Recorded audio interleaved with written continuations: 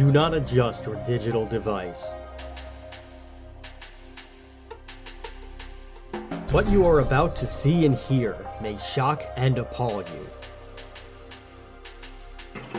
Join our hosts as they encounter countless thrills, spills, chills, and hilarity as they explore the very weirdest in pop culture.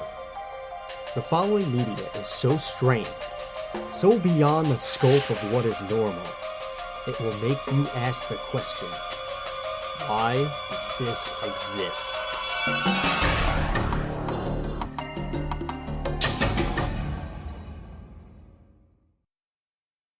Hello, everybody, and welcome to another episode of Why Does This Exist? I'm Chris. And I'm Rob. And today we are returning to you in the new year once again. On the 13th of January, Friday the 13th, as it were. That's a strange pickle in itself. All right, well, today we are going to be talking about Danger Mouse. No, we are not talking about the rapper slash musician, although that will be a story for another day. Especially his collaborations with MF Doom, which maybe even MF Doom in itself is probably the episode to talk about Danger Mouse. Danger Mouse, excuse me. Danger Mouse is probably something that you really never want to encounter in your entire life. We are Why Does This Exist? We are a show that we talk about the very weirdest in pop culture, whether it's a TV show like we're about to do, or video games, or a strange movie of some sort, or anything of that nature. We have various means of support that we encourage you to take part in. One of them, of course, is the easiest. If you apply Occam's razor, and I wonder if did Occam just carry a razor with him, or and like that was his thing, or was Occam deranged and he talked to his razor and things like that, and he did what the razor told him to do. I think You it's really, like it's you called really don't. Occam's razor because he uses it to cut up bad arguments. Or I hope something. so. I hope those bad arguments weren't real people at one point. Well, who knows? It's hard to say. The phrase has been around for a very long time, but you could support. But the way that you could support us is simply by listening to the show. That's wherever you get your podcast. You could invite your families, your friends, your enemies, whoever you think should listen to this. You could turn them on to this. That's the easiest way. You can also go on to social media. You can find us on the on Twitter, even though we don't really use it. We're there. But you can also find us on Facebook. That would be, I believe, facebook.com/why does this exist pod, or why does this exist podcast, or one of those things. I don't have it in front of me. And yes, I'm a bad host. Go ahead and scald me with hot water. I don't really care.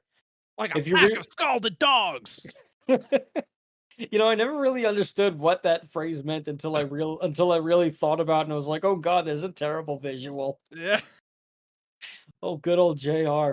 Anyway, the third and most difficult way that you can help us out, and I know how difficult it is in these trying times, but you could bail us out of corporate America by heading on over to our Patreon. That's patreon.com/why does this exist, and we'll let you into the Discord server, but you got to give us at least $1, and you'll get access to, well, you'll just get access to Discord, and you can hang out with us and talk to us, and you'll see what the schedule is. You'll know what episodes are coming up, and if you have any ideas or suggestions, you can go ahead and let us know, and maybe we'll even bring you on the show. Who knows?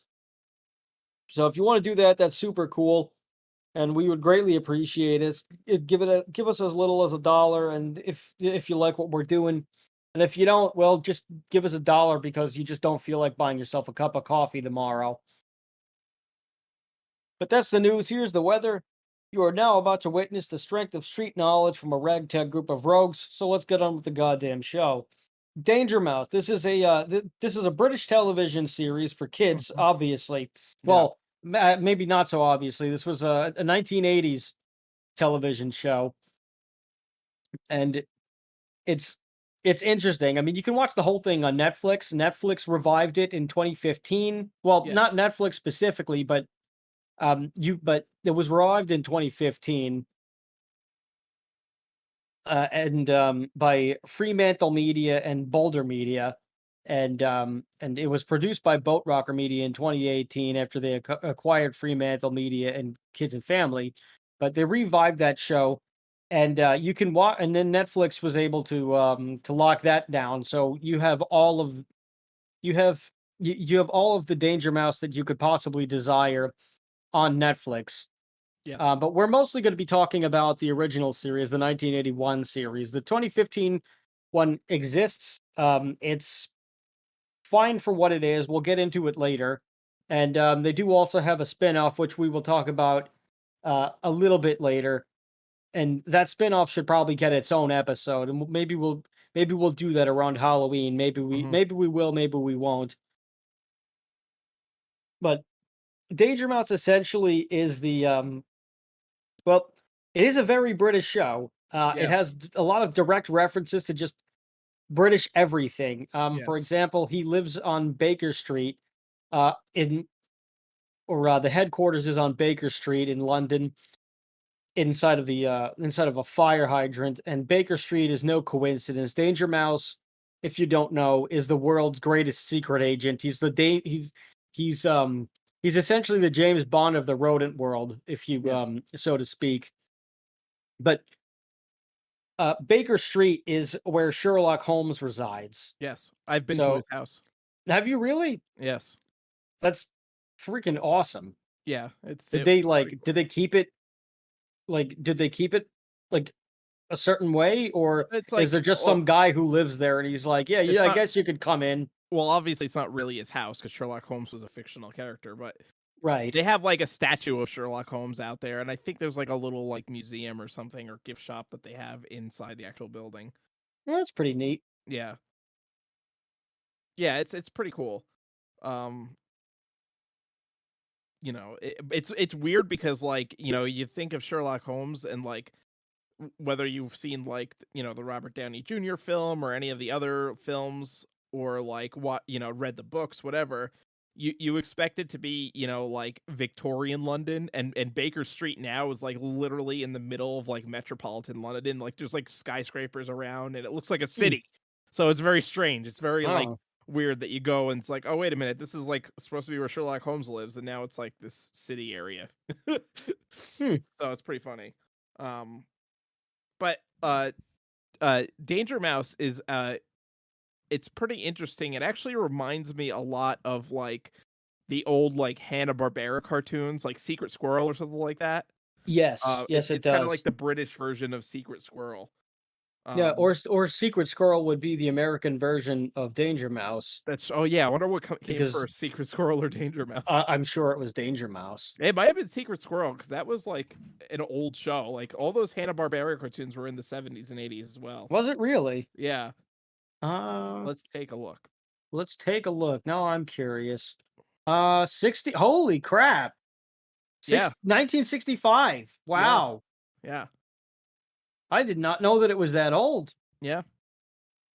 Yeah, I'm only familiar of the. Mel Blanc voiced the original Secret Squirrel. Wow, I should know that. Yeah, And Paul Frees too. yep. Huh. Yeah, that's surprise. Wow. All right, I learned something new. Um, yeah, I'm only familiar with the 1993 version Yes. and Yeah. onward. I didn't realize that it went that far back. Oh yeah, it was one of the original like it was like in the same like, cartoon era as like McGilla Gorilla and Hong Kong Fooey, Yeah, that whole those I group. know. Those I Yeah. know from that era. I didn't realize that Secret Squirrel was originally part of that. Yeah. Huh. Cool. But Danger Mouse is like very similar to that. Like it's the animation style is very the same. Or Yes. very similar to it. And also like just the general like theme and kind of like the comedy and all that, and it just feels like a Hanna Barbera cartoon Yes. in a lot of ways. I like how they poke fun of what were current affairs at the time. Yes. So I mean, yes, the show dates itself, but if you'd understand like that particular time period and era and what was going on. It is really funny, and also they just have a lot of it's not just topical references, but it's also historical and things like that. There's a lot of really good parodies, and there's a few like adult jokes that fly under the radar. Yeah, well, there's a lot of British humor, which is hard Yes. for American children to understand specifically. It's hard for a lot of Americans in general to understand, but because British humor is very different than American humor. It's like way more dry, and so there's a lot, and there's like a lot of like wordplay and stuff and, like just weird stuff like that that you don't see as much in American comedy. So No, if you see it in American comedy, it's usually intentional and it's a very obvious pun where yes, we're in British humor, if they're doing something like that, it's very low key and like yes, if you it's notice it, you subtle. notice like yeah, it's one of those things where if you get the joke, if you don't get the joke, you don't deserve to get the joke. Yeah. Um, So but that's th- like I definitely could see it like being kind of like flying over because I had never heard of this show until we decided to do it for an episode. I had And only heard of this because I think I was walking around in the village uh-huh. in Manhattan in my probably late teens, early 20s with a certain friend of ours who may or may not have been responsible for me going to a show in a snowstorm. Oh boy.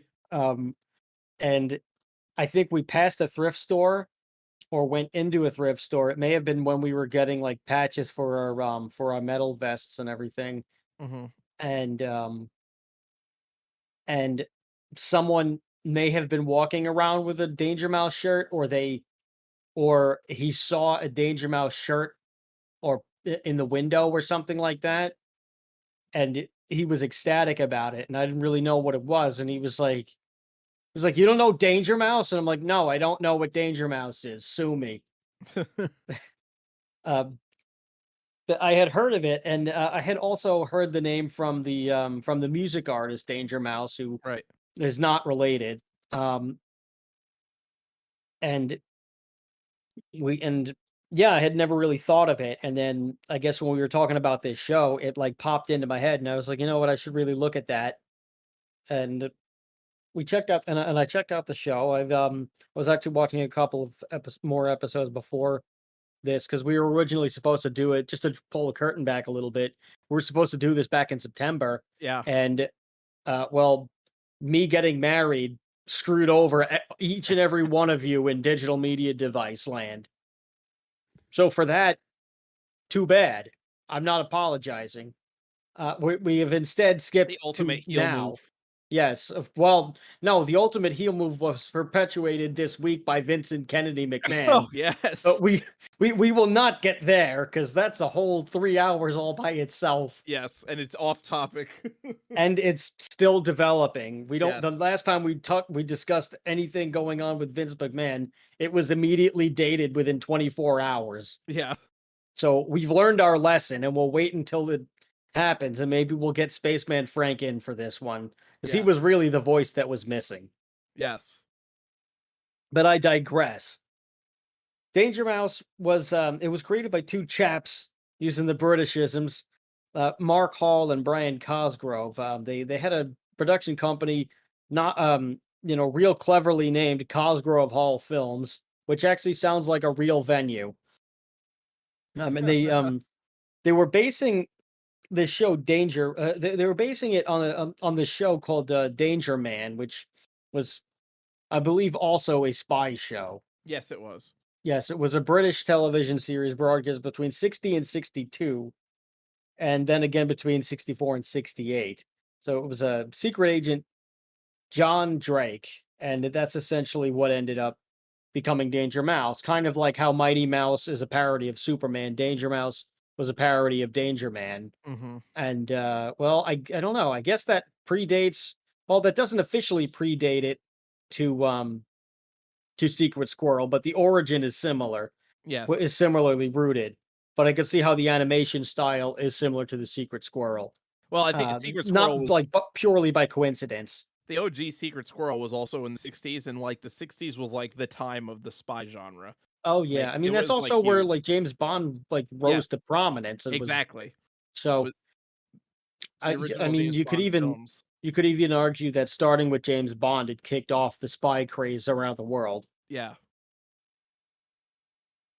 The so but yeah, like for a chill, the thing that was interesting is not even just that he was, the world's best secret agent and a mouse, Mhm. but and just really, he had an interesting collection of rogues and villains that that he constantly was at war with and just trying to save the day from and to stop them from taking over the world. But it was more serious than other cartoons. Like a lot of other cartoons were based on like just slapsticks or regular kids humor where, Danger Mouse for its day was probably one of the darker shows.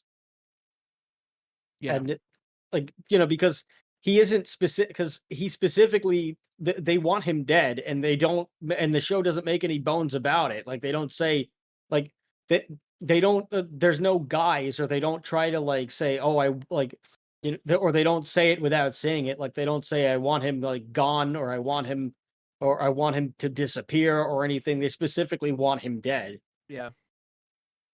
And there's like all of these undertones of all these other things that could go on. Like there's an episode where his sidekick Penfold. Pendlebrook Penfold. Penfold, I'm sorry, Penfold, Yes. yes.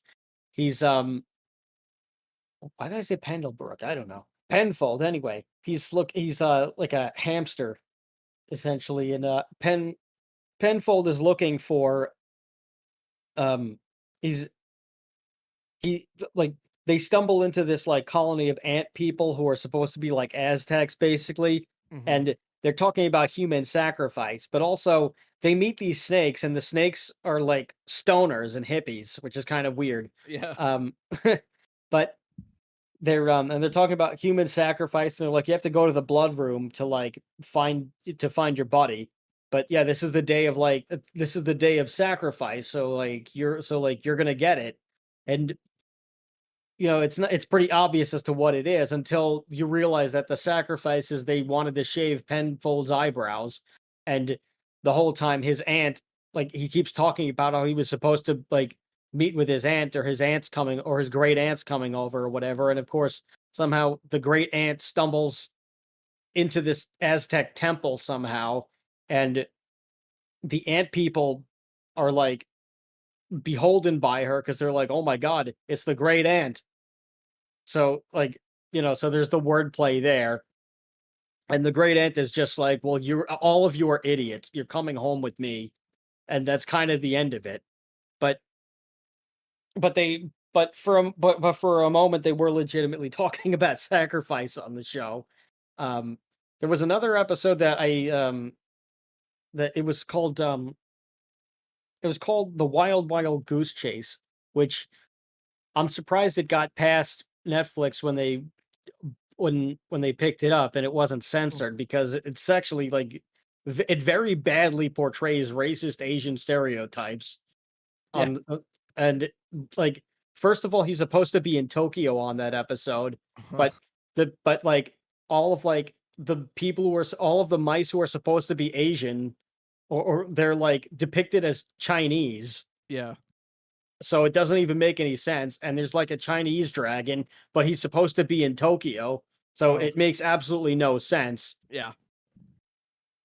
Well, And you the know, it's like a different time period, and also yes, it is. like British are not as like they don't really care as much about like offending people, or like they'll use like a lot more like stereotypical like, right, for example, Stiletto, who is one of the main bad guy is Baron Greenback, Silas Hmm. Greenback, who's a toad, So, yes. and his henchman is Stiletto, who's a crow, and Stiletto has an Italian accent, and he's very like much like a stereotypical like Italian, like his last name Yeah. is Mafioso. Yeah. So, but they had to change that when they brought it to the United States because they were afraid of offending Italian Americans. Oh So they God. made him have a Cockney accent instead, which doesn't make Huh. any sense for a character named Stiletto Mafiosa to No. have a Cockney accent, but whatever. What are you gonna do? Yeah. So I mean, it's yeah, they were it's a different like culture that they don't really care as much about like that kind of thing. So it's like it's okay if they could get away with it, you know. Yes.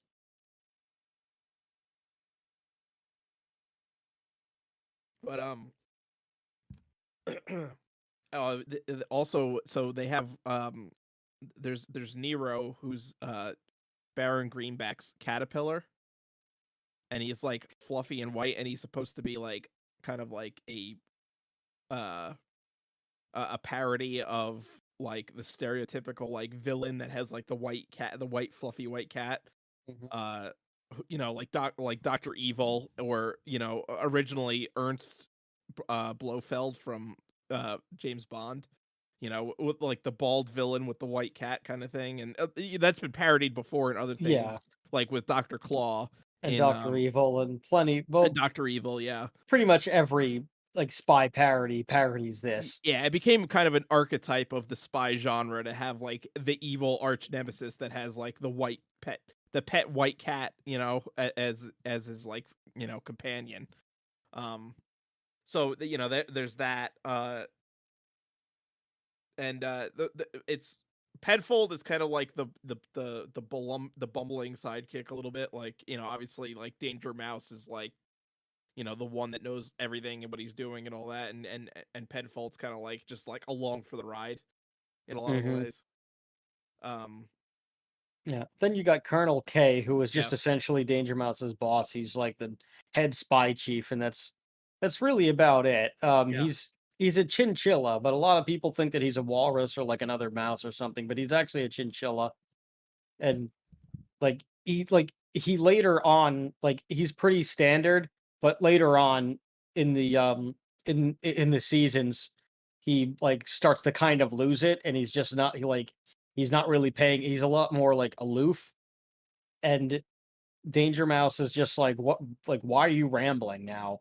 yeah, So it's kind of interesting, and he usually just like keeps botching the phrase over and out in later seasons because he starts saying, "All right, I'll see you later," but he keeps talking to them. yeah, So it's actually pretty funny. But the show, it is,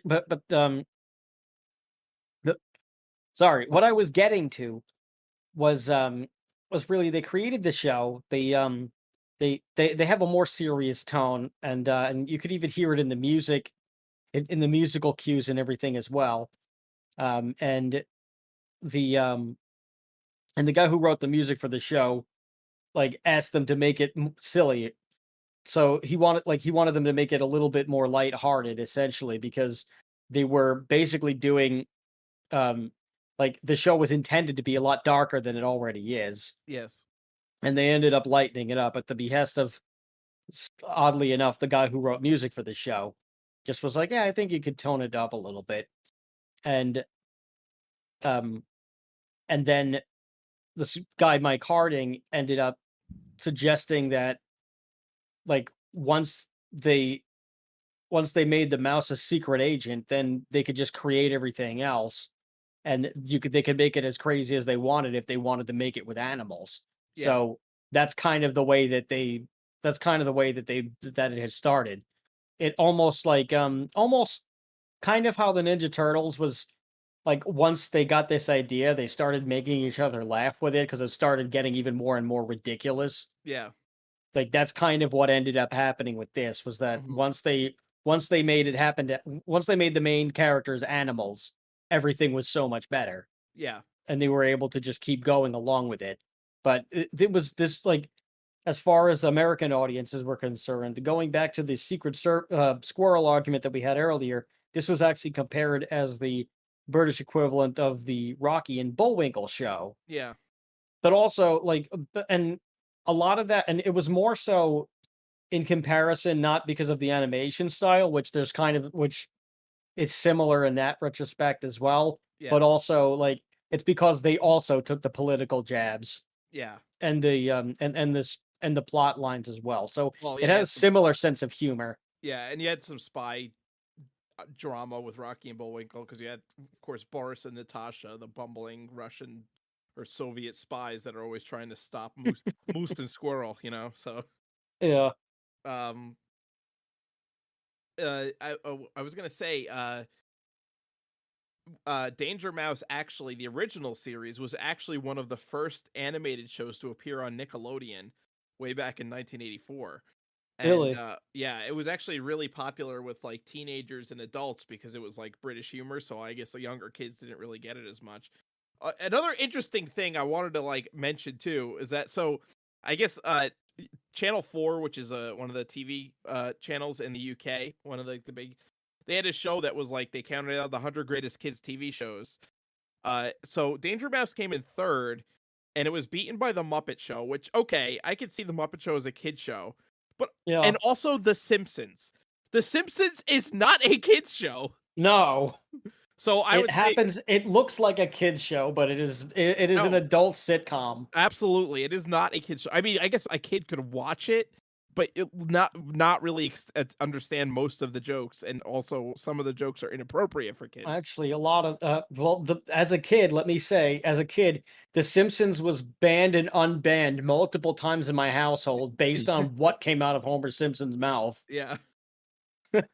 And well, and one time, Grandpa Simpson. This I can express. This I can remember vividly. Well, and my father hated any cursing if it happened in front of the kids. Like he had, but it wasn't it wasn't that he hated cursing. It was the way that he expressed it. Yeah. There was a giant as loud as it could be. And everybody in the room, like, you could hear a pin drop immediate, like, right after that happened. And everybody would look around like someone got shot, and he would just say, "Did you say that? Did you curse in front of my boy?" And they would just be like, "Oh my god, really? Are you like, are you serious, man? That's what the whole commotion is about." I said the F word, and they would say the word, and he's like, "You can't say that. Why? He's gonna hear it anyway. No, no, not yet."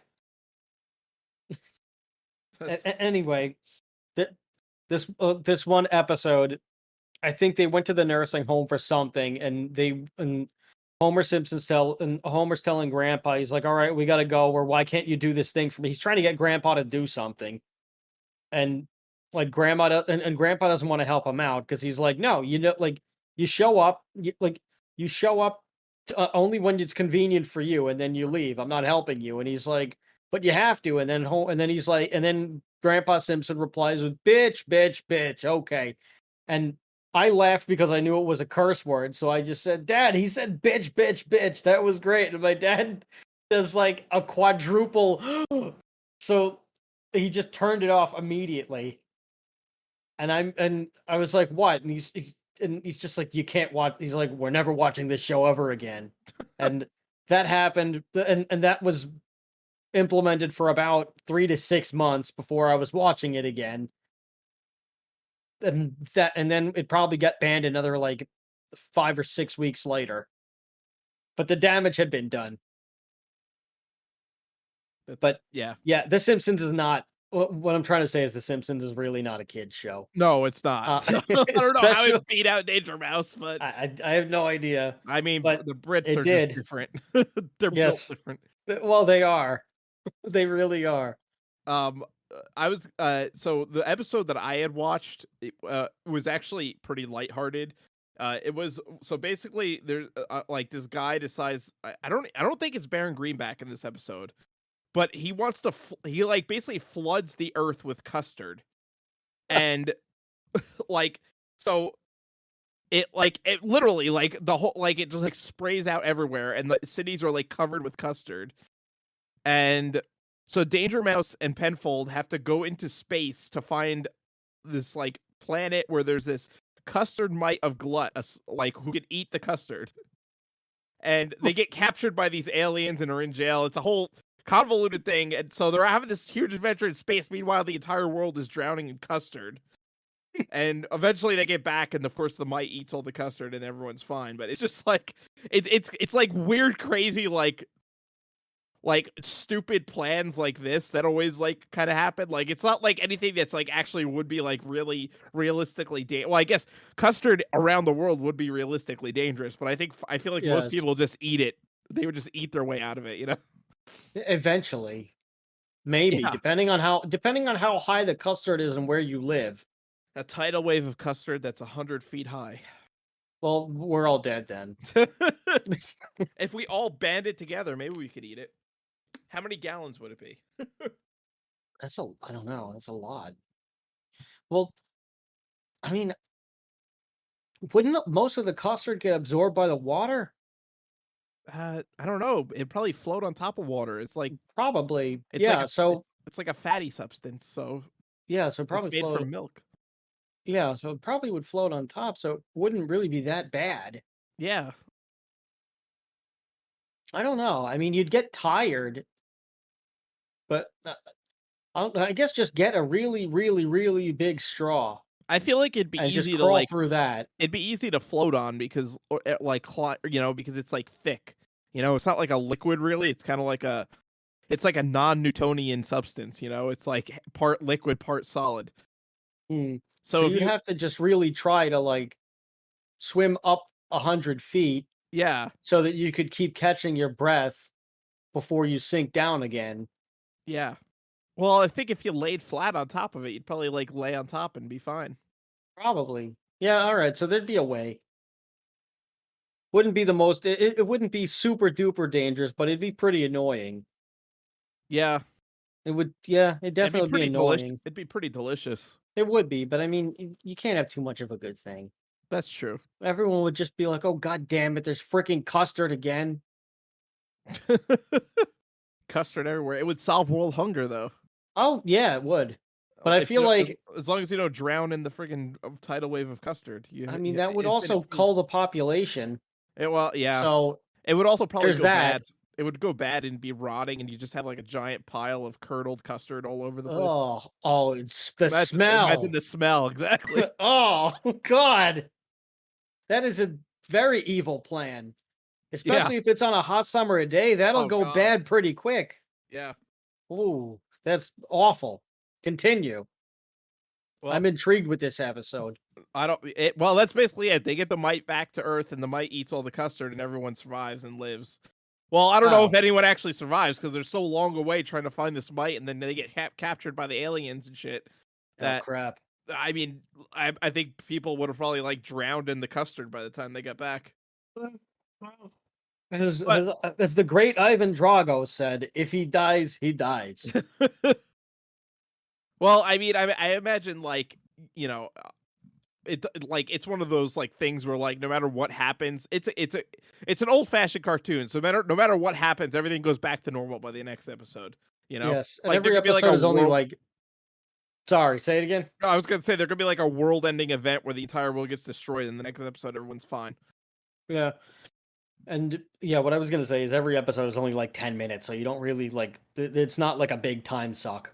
Yeah, But yeah, so the show was one of the was arguably the most it's arguably the most viewed program of the year in 1983, possibly hitting an all-time it is claimed that the show hit a week like viewing figures of an all-time high of 21 million in that year. yeah, Um which which is pretty crazy because the most viewed program of the year was called Coronation Street and it only got 18.45, but who's to say? yeah, Um, but when they ended up coming out, but when they ended up doing the episodes, they ended it ended up coming back in 2007, which led to even more things. But the show itself was actually very expensive to make yeah, because they like there was just so much going on in the show that they just needed an absurd amount of drawings. They needed upwards of like 2,000 drawings sometimes, Yes, which is which a lot. I have no idea how you do that. Like the I poor wa animation staff must have been Like, they had a working team, yeah, they had a so team of many animators, hours. you know? Like I don't even know what the budget was for the show. I can't imagine like I can't imagine how the networks must have been like network executives must have been looking to where the money was going, and they were probably like, it's going to that cartoon. Yeah. I'm sure there are a lot of executives scratching their heads as to why they were giving it so much money, but it was a hit, and they ended up having to reuse a lot of different footages, Mhm. a lot of different uh, pieces of different episodes. They had to Yes. use them. They had to use the same footage over and over again just to cut costs. Which a lot of the times it was like it was if they did something in a cave or in the dark or something like that, so that they could only use just as a cost cutting measure. So like they would have to write things in where they were going into a cavern, or they were getting stuck, or the lights went out or something like that, just so that they could reuse these old things. Or even if they were like running or something like that, or if they're driving in the car or whatever, that's like the same shots. So so, that's one way that animators, used to be able to do that. Yes. But, and sadly, the show was nominated for 11 BAFTAs during the original run, but did not win anything, which that's kind of sucks. Yeah. Brian Cosgrove did end up getting a special award in 2012 from the British Academy Children's Award, so that's nice. Yeah. They do have comic books. They do have comic strips that ran in Lookin' magazine, which I guess was kind of like a Mad magazine, like at the time, but that's about it. Uh-huh. There's also some. There's also some like there were some video games which I have not played. Neither have I. And we also had some mobile games done in 2011, as well as a few audiobooks and just regular merch and all that stuff. Yeah, by all But accounts, it was a quite it was a popular very show. popular show. Yeah, and which is again, it's one of the, I don't know how many times we've had this same thing where like we do an episode and I've never heard of the thing that we were doing, and somehow it's like, oh, this was like the most popular TV show or most popular album of this year, and it's like, how have I never heard of this? Like, it's like one of those. I mean, I guess because it's British, but like again, it came to America. It was on Nickelodeon in the, in the mid to late 80s and into the 90s. So I've never seen this. I've never heard of it. I have no memory of watching it as a kid, so maybe I did see it like when I was like 3 or 4 years old and just don't remember it. But like I said, it reminded me a lot of those Hanna-Barbera cartoons. And like, if I had seen it as a kid, I probably would have just assumed it was one of those, like like something similar to Secret Squirrel, or in that kind of vein. I wouldn't be surprised if I saw it one time when I was at my aunt's house. My aunt was the one who had cable Yeah, before we did, so if we went to her house, but then we would watch cable. So I wouldn't be surprised if I had seen this on cable TV as a young child and like don't remember. yeah. But yeah, there was one villain that we did not talk about who was actually the most popular, who was possibly the most popular character on the show, that he ended up getting his own spin-off. And the last episode that I was watching was one of the episodes that featured him. There were only a few. Yeah. Um he's he is what could only be described as Donald Duck's special needs cousin. It's Count Duckula. You have him too, which he's not really a villain per se. Like like he'll he'll get he'll get hired by the Baron Uh-huh. to do things, but he won't really carry anything out. Like he won't like Count Duckula isn't really interested in being a bad guy. Like he knows that he's evil and he takes pride in being evil, but but his aspirations are not to take over the world or to inflict harm on anyone. Just wants to be in showbiz. Yeah. Like, that's about it. Like, his whole thing, he's a vampiric duck who likes tomato juice and is totally fine with the daytime, but sleeps in a coffin anyway. And he his weakness is cabbage or anything green, really, Hmm. because he's green. I it makes no sense. Actually, it may even be more Daffy Duck's special needs cousin or his bastard child. I don't know. It But reminds me almost of like Darkwing Duck a little bit. So yeah, kind of. I don't know. Well, maybe I don't know. Maybe there was a maybe there. Well, for those of you for those of you in digital media device land who may or may not be with your young children at this point, let's just say that when a man and a woman, when a man duck and a woman duck when two ducks love each other very much, they they have children, and it's a wonderful thing. And sometimes when at least 4 or 5 ducks who barely know each other get together, sometimes things happen, and there is a duck that no and a baby duck appears suddenly, and none of the ducks seem to know who the parent is. That seems like what happened with Count Duckula. yeah. Do what you will with that information. But Count Duckula, I was watching the episode, and this guy is a riot. Like, I I don't really even understand, but like the way that they get rid of him is they have it like they keep trying to get rid of Count Duckula so that they can find Baron Greenback, and they can't. And Count Duckula keeps like whatever they try doesn't work, and he keeps finding his way to them, and he's distracting them because he's trying to perform Shakespeare, and they're not interested because they're just trying to find Baron Greenback, and like and Count Duckula is just constantly getting in the way. So they end up getting a secret, like another secret agent like they end up just calling in another secret agent, and he shows up as like a big American talent agent, and he takes him along for him, and and he like books him on a tour in the South, and it turns out that he's doing Shakespeare in Antarctica for penguins. It makes no sense. But yeah, it's a fun episode. It's called The Return of Count Duckula for those Yeah. of you who are interested. We can get to the show at some point. We can get to the Count Duckula spinoff at it's giving its own episode, because I really think that Count Duckula deserves his own episode. Yes. But Danger Mouse was they rebooted it in 2015, like we said earlier, and it was fine. I didn't really watch any of the 2015 series.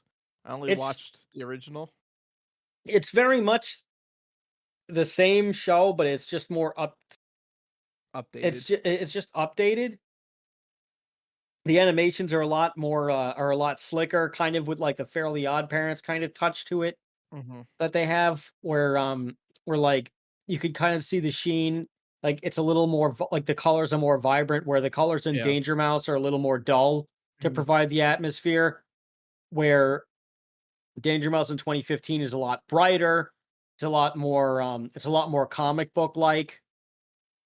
I guess it's closer to Danny Phantom in the animation style than Oh yeah. Fairly Odd Parents, which is Also basically the same similar. Yeah, thing, it's basically it. but Danny Phantom was a little more intense Yeah. with the color palettes and with the and with the style. So so they ended up doing that in 2015. They wanted to do it in 2013. Took a while for them to get there, and they ended up announcing it in 24. They ended up announcing the cast in 2014, 2014, and then they finally got it together in 2015, and it became the highest rated show on the CBBC channel within 3 weeks of running. It got 2.4 million viewers, like, right away. In 2015, they got a second season, and then the third season happened in 2017. This had very good sound design to the point where it won for best sound design and best music multiple at like two different Irish Animation Award um, shows in 2017 and 2019. And in 2019, Aidan McKeeter ended up getting the award for best director for that show. So it went. So despite the first one being nominated for 11 BAFTAs and not winning any of them, this one was able to take home some gold while it was running. So really cool that Danger Mouse did eventually get its recognition, and then Netflix ended up just getting the streaming rights in 2019. Well, yeah, it was picked up by Netflix, and then in 2019, CBS All Access got the streaming rights, and it's just been put on Netflix. Excuse me, but it's pretty cool. And also, Brian Cosgrove is a creative consultant on the 2015 episode. I thought it was just fine, Yeah. but like I don't know. I really liked the original one a lot, the original show a lot better. I Mhm. think because I well, I just thought that Danger Mouse 2015 it was it was too clean. Yeah. And I don't even mean the humor. I mean just generally like everything was like the animation was for me it felt too slick. Mhm. And I know I'm really I'm really nitpicking here, but for me, I felt that the original show, you can't really beat it because there was no expectation, and they weren't trying to make sure that it was similar to something else. They weren't like, "Oh, we need to make this like this thing."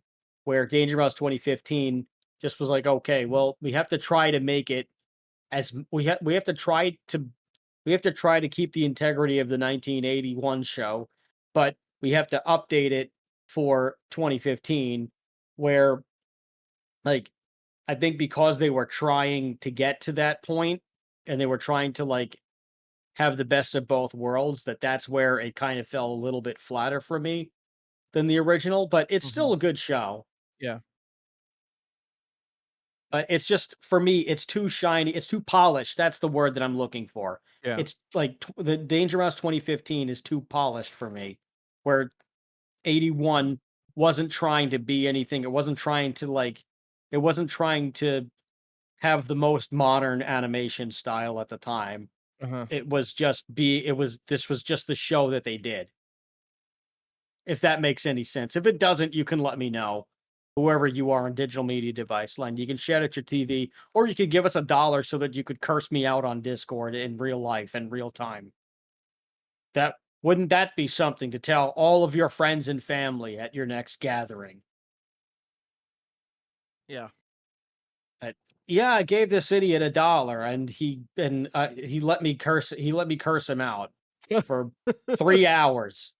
Or I gave these idiots $10,000 and made them listen to Lulu for 3 hours. Oh God. And I got to be on the show and make fun of them the entire time. Yeah. Wouldn't that be great Oh, no. for you? Well, $10,000. Ugh, it's it's an idea. I mean, they did introduce a couple of other they did introduce some newer shows too. I mean, some new shows, some new characters as well for the 2015 show. Like Mhm. they added Jeopardy Mouse, which is the female American equivalent of Danger Mouse, but she's of course a lot smarter and a lot more professional, and you know, she's very uptight, which well, yeah.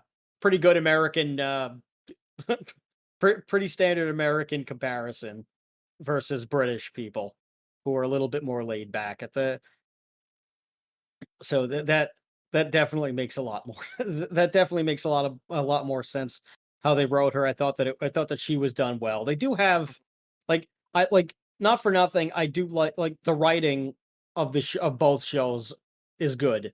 Yeah. I like the writing.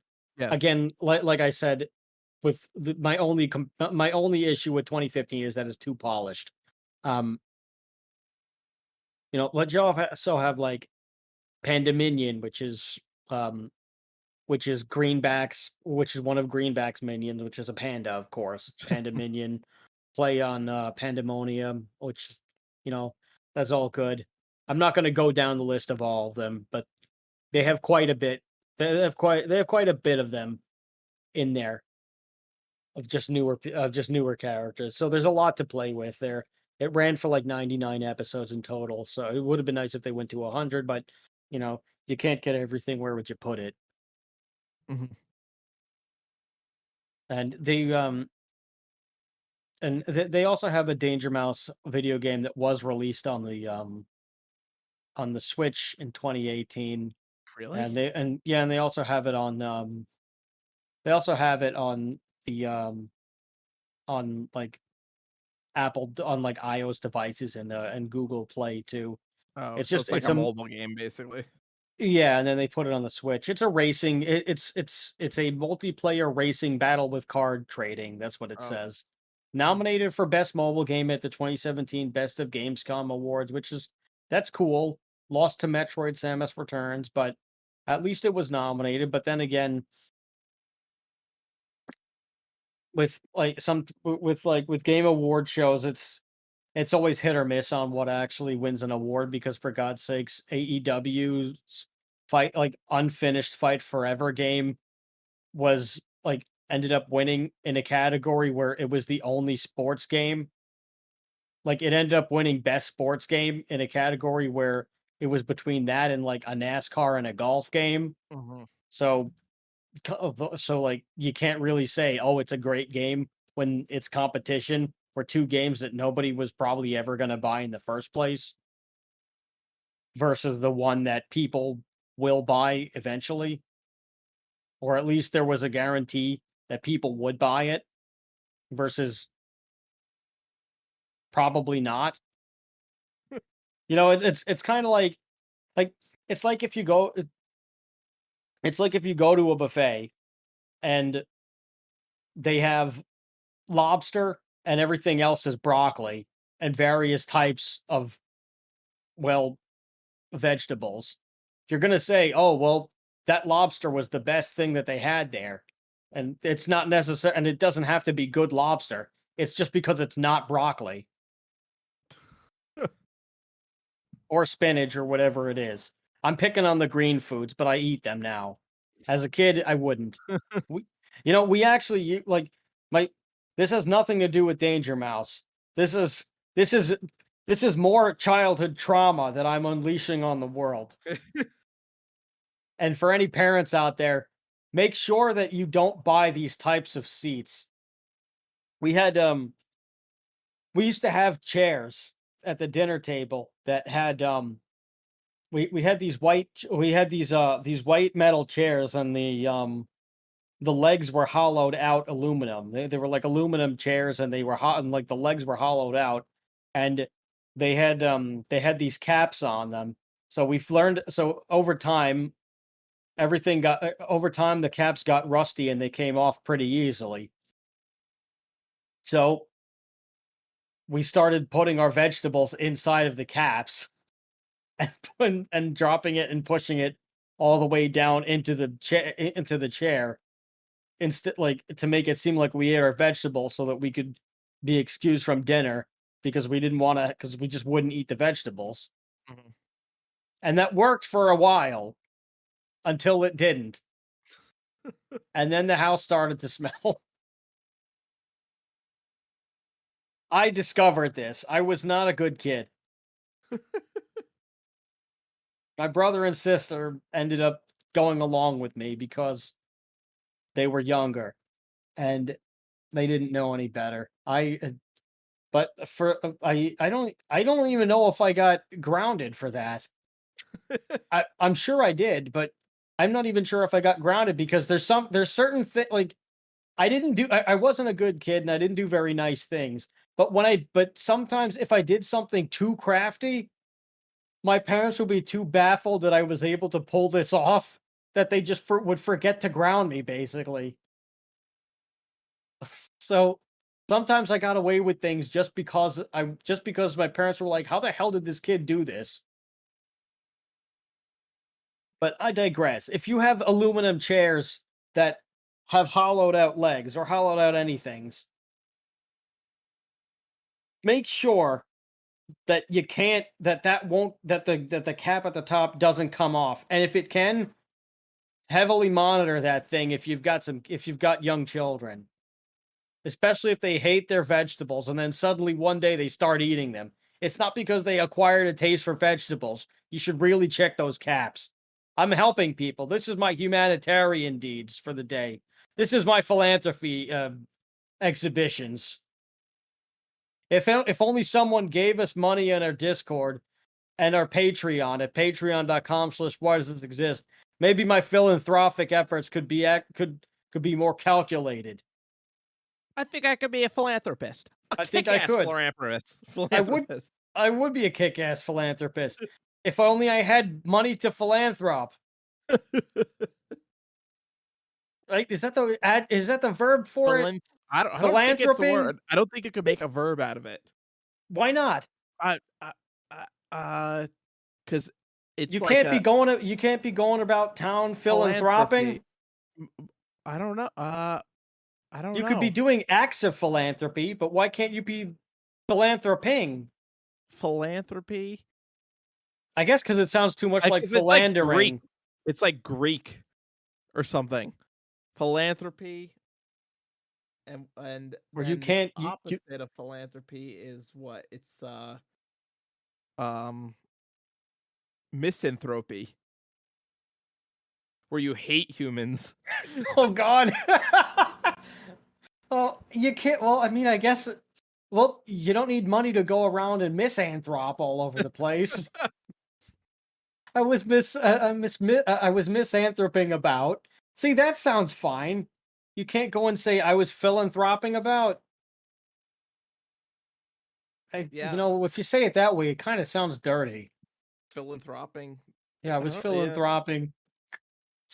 it was philanthroping. Oh no. Well, now we've jumped the shark, or the Yeah, mouse, or the toad, or the hamster, or whatever the hell it is. But that was Danger Mouse for you. yeah.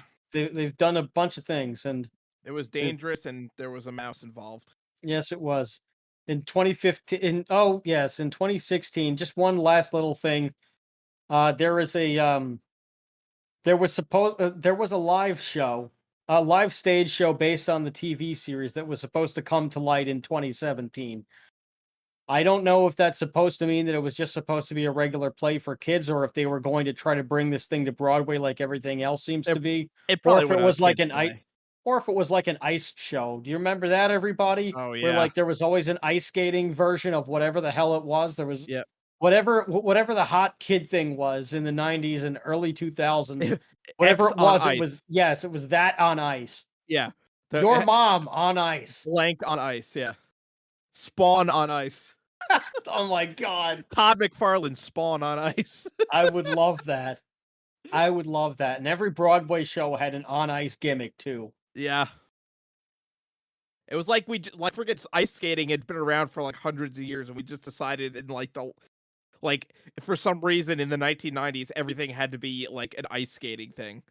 It was kind of like it was kind of like that character in friggin' oh god, what the hell is the name of that movie? In Half Baked, where like there's the stoner guy who's like he just like smokes pot just to enhance everything. Like he doesn't really need to, but he just thinks that everything is that much better. So Yeah. the guy's like, "You ever watch TV?" And they're like, "Yeah." He's like, "You ever watch TV on weed?" And they're like, yeah. And he's like, you ever go to the movies? Yeah. You ever go to the movies on weed? Yeah. You ever watch Seinfeld? Yeah. You ever watch Seinfeld on ice? What? Yeah. That's not a line, but that's what but Oh, that's yes. basically where I'm going with this. Oh, I thought it was, like, literally what he said. No, no, Like, that what would was be the great. Seinfeld on ice? That would That be would be a great. thing too. I You I know, so I you know would what it I is? would love to see Seinfeld on ice. You know what it is that they knew global warming was happening at the time. They're like, "Well, we're not gonna be able to stop it, so let's get all our ice skating fucking shows out of the way now before there's no ice left." That's I how mean, that's a good idea. Anybody with it, and like I'm sure there were a bunch of I'm sure there were a bunch of executives who were like, "Can we do an ice show? We should do an ice show. You know, it'd be great, an ice show. Why can't we do an ice show? What's wrong with an ice show? How many ice shows can we do? Can we do this on ice? How about that on ice? You know, I'd really like to do that on ice. Why can't this show be on ice? It does so many. It does such good ratings as it is. It would be so much better on ice." And then someone probably calmed, and then the CEO probably said, "All right, I've had enough of this shit. Why don't you get all of your ice out of the way? If I say yes to all of your stupid ice ideas until 2003, will you stop? Will there never be an ice show ever again?" Yes. Okay, fine. Then go ahead. Do it. Blow all this freaking quarterly earnings on freaking ice shows. Get your goddamn ice capades out of the way and out of my house. you know what? You And know just what it be might have done been? with it. It might have been that whole like thing where like Tanya Harding trying to kill that lady.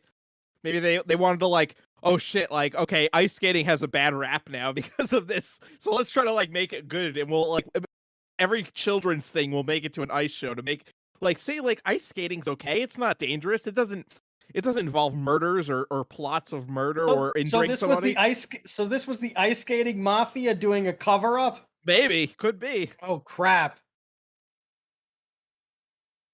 Well, I guess we've really went off the deep end, or went Well, into the deep end on this. well, we know if Danger Mouse was out in the '90s, it would have had Danger Mouse on ice. Oh, for damn sure. For damn sure. All right. Well, that's about all the time that we've got for today on this one. The show is titled Robo Mop, by the way, for anybody interested. That's yeah, that's Danger Mouse in a nutshell. You could go listen to it. You could also go watch it too if you've got things. You Yeah, know, I mean, you know, we're trying to accommodate the the visually blind. impaired Yes, here. exactly. If you're blind and you can't watch a show, well, you could listen to Danger Mouse at least. Yes, and if you're or if you just don't like watching things, you can listen to it. Yeah. And that's about it. Or if Probably why you're listening probably the reason why you're listening to us. But that's probably because you're a misanthrope and you hate humans. or we can't So leave out the deaf people either. So if you're deaf, no, we well, can't. I guess you wouldn't be listening to us if you were deaf. But if you're Well, yeah, somehow who would tell them? well, right, well, if someone could somehow like transmit like and uh like take down all of our words and what do I and transcribe the podcast for anybody who's deaf out there You and want just this in Braille? yeah, well, no, that would be for a blind person. Oh God, you're right. So, what you're saying is, for our YouTube channel, which we almost never update because I'm an idiot, I'm just gonna go ahead and say it. The people know. If they haven't figured it out by now, then I guess they're the patsy. Yeah, What you're saying is, for our YouTube channel, we should have we should have a translator, a transcriber. a transcriber, Yeah, and we should for the deaf. But I was yeah. thinking we get like a sign language person, Oh, yeah, and that that would could be be. the YouTube video, and they could Yeah, sign everything that we're doing. yeah. Like how I went the one time I went to a Metallica show and they had someone signing the lyrics, and it's like, What? why? Yes, they have like a sign language person signing the lyrics at the Metallica show, and I'm like, so if someone's deaf, why are they going to a musical concert? I guess someone dragged them there. Maybe. Or maybe they used to be, or maybe they became deaf over time Well, from going to those from Metallica from shows. yes, from going to those concerts and not wearing earplugs. Well, there you go. That's So maybe they were like, I need to know I need to see this even though I can't hear it. Yeah. So maybe that's what that's there for. Well, like, I and I really guess don't know. if they did hear at one time and then they became deaf from going to too many Metallica shows, they'll still know what song is playing by the lyrics, so the sign language, Yeah, like, tells them what song's playing, and then they can, like, play it in their heads, I I guess. suppose. I mean, I guess. Yeah, I don't know. That's an interesting thing. We might have to Yeah, talk. We might have to like get somebody like that on the show at one point. If only some people would give us money and we'd get enough views so that we could end up going on to great new things and we could yeah. have special guests and we could take over the world because we're misanthropes who aspire to be philanthropes. Phil- So while you're in your Ford Prius, you in digital media device land, just hopping about, economically saving the world. I want you to take this message to heart. Patreon.com/why does this exist? Because if you really cared, that's where all of your global warming things would go to. Yeah. All of all of your charitable donations would go there. You and your Prius. Or It's your good on Tesla if you're cool. it's good on gas, economically friendly. Well, It's yeah, it's an electric car, so I would yeah, hope it's good on gas. yeah. Not great on your power bill, but Well, that's okay. All right. you're gonna take the hit from somewhere. Yes, you are. Hopefully not too much in your pocket so that you can give some of that extra cash you've got floating around to us on patreon.com/why does this exist. There's nothing shameless about this at all. No. This has And been if Why Does This Exist? I've I've been been Chris. and I've been Rob. Remember, question everything. Good night, everybody. Patreon.com/why does this exist. Ciao, ciao.